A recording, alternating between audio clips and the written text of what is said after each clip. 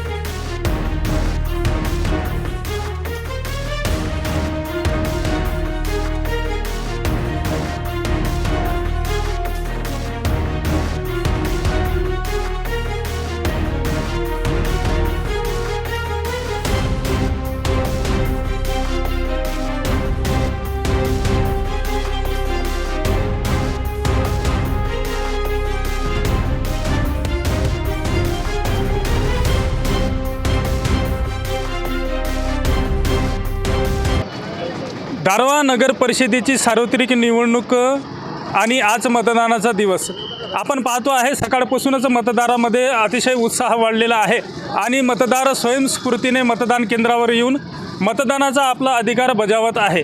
सध्या आपण उपस्थित आहोत शिवाजी हायस्कूल येथील मतदान केंद्रावर 1, 2, 3 आणि 4 क्रमांक मतदान केंद्रावर मतदारांची एकूणच गर्दी उसळलेली आहे। माझ्यासोबत काही नवतरुण मतदारसुद्धा येथे उपस्थित आहे ज्यांनी नुकतेच मतदान केलेलं आहे आणि त्यांचं हे पहिलं मतदान आहे। ताई तुझं नाव काय? माझं नाव आहे वैष्णवी अनिल गुल्हाने। तर कोण्या प्रभागाची तू रहिवासी आहेस? प्रभाग क्रमांक 8। तर पहिल्यांदाच मतदान केल्याचं तू सांगितलेलं आहे, तर काय अनुभव सांगशील? मतदानाच्या वेळेस आतमध्ये गेल्यानंतर मतदान प्रक्रिया कशी झाली याविषयी सांग। ओके, सुरुवातीला तर म्हणजे गर्दी होती, तिथे गर्दी होती। त्यानंतर म्हणजे माझं फर्स्ट टाईम मतदान आहे, म्हणजे मला कळत नव्हतं की काय राहील, कशा प्रकारे राहील म्हणून।